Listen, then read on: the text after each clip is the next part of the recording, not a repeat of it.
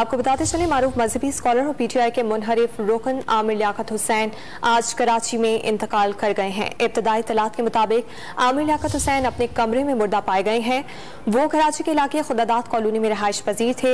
उन्हें फौरी तौर पर कराची के निजी अस्पताल पहुंचाया गया और रेस्क्यू जराये का यह भी कहना है कि जब वो इत्तला पर आमिर लियाकत के घर पहुंचे तो अंदर एक ड्राइवर मौजूद था और आमिर लियाकत अपने बिस्तर पर थे लेकिन होशो हवास में नहीं थे, जिसके बाद उन्हें फौरी तौर पर अस्पताल मुंतकिल किया जहां इंतकाल की तस्दीक की गई। आमिर लियाकत हुसैन को तशवीशनाक हालत में निजी अस्पताल मुंतकिल किया गया था, जहां डॉक्टर्स ने तिबी मुआयने के बाद आमिर लियाकत के इंतकाल की तस्दीक कर दी है। आपको बताते चले मारूफ मजहबी स्कॉलर और पीटीआई के मुनहरिफ रुकन आमिर लियाकत हुसैन आज कराची में इंतकाल कर गए हैं। इब्तदाई तलात के मुताबिक आमिर लियाकत हुसैन अपने कमरे में मुर्दा पाए गए हैं। वो कराची के इलाके खुदादात कॉलोनी में रहायश पजीर थे।